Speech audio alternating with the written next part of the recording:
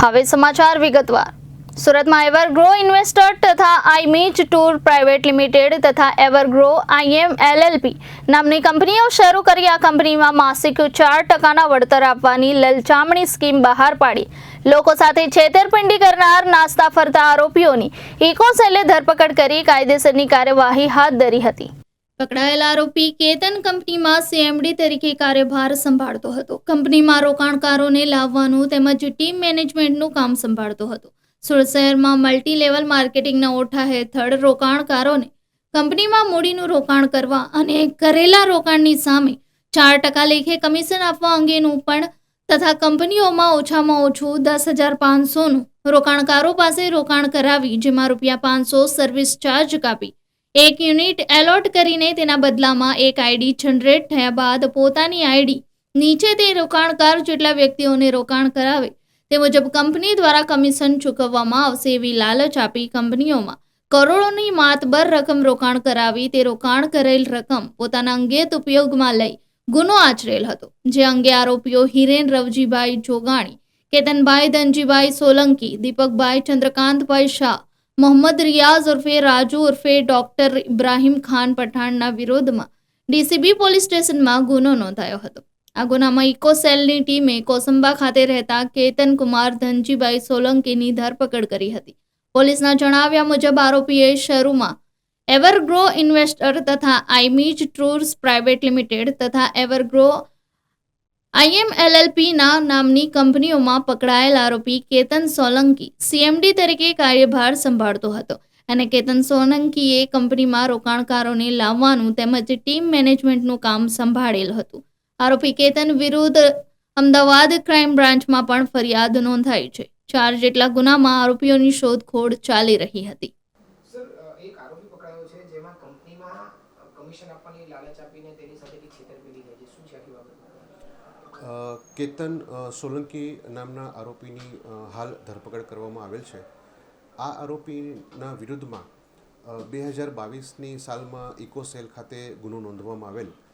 એ ગુનાની વિગત એવી હતી કે ફરિયાદી તથા અન્ય સાહેદોને આરોપીએ પોતે એવરગ્રો ઇન્વેસ્ટર નામની જે કંપની ખોલેલી તેમાં ઇન્વેસ્ટમેન્ટ કરવાની લાલચ આપી અને અન્ય લોકોને પણ આ કંપનીમાં ઇન્વેસ્ટમેન્ટ કરાવવા માટે તમે લઈ આવશો તો એમાંથી પણ તમને કમિશન આપવામાં આવશે એવી લાલચ આપી અને અલગ અલગ સાહેદો પાસેથી રકમ લઈ અને ત્યારબાદ રકમ પરત નહીં આપી અને ઇન્વેસ્ટમેન્ટ કરવાના બહાને પોતે આ રકમ સંપૂર્ણપણે ઉચ્ચાપત કરી અને ભાગી ગયેલ।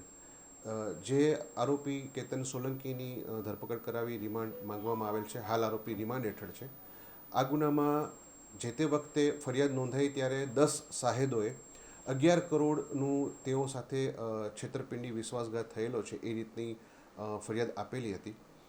આપ સૌના માધ્યમથી મારી લોકોને નમ્ર વિનંતી છે કે આપના સાથે કોઈપણની સાથે જો આ ચીટિંગ થયું હોય અને આપને પણ જો હજી આ આરોપીઓ વિરુદ્ધ ફરિયાદ આપી ન હોય તો ઇકોસેલ સુરત શહેરની ઓફિસે આવી અને આપની ફરિયાદ નોંધાવવા માટે પણ મારી વિનંતી છે।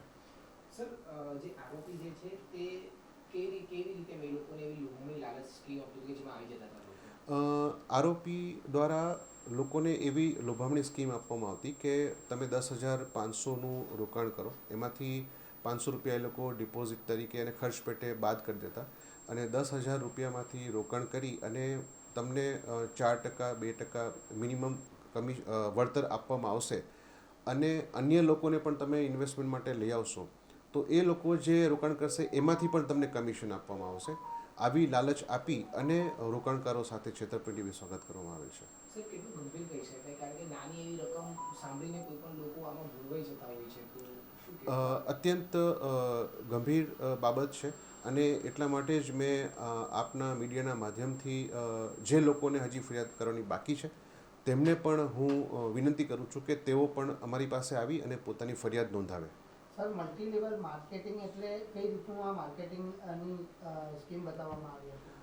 મલ્ટી લેવલ માર્કેટિંગ એટલે કે જ્યારે એક વ્યક્તિ પોતે આ કંપનીમાં પોતે ઇન્વેસ્ટર બને પછી અન્ય લોકોને જેટલા લોકોને એ ઇન્વેસ્ટમેન્ટ માટે લઈ આવે એ દરેકમાંથી પણ એને કમિશન મળે એ રીતનું એક મલ્ટી લેવલ માર્કેટિંગની આ યોજના ઊભી કરવામાં આવેલી। અગાઉ પણ આરોપી કંઈક ઝડપાયો છે?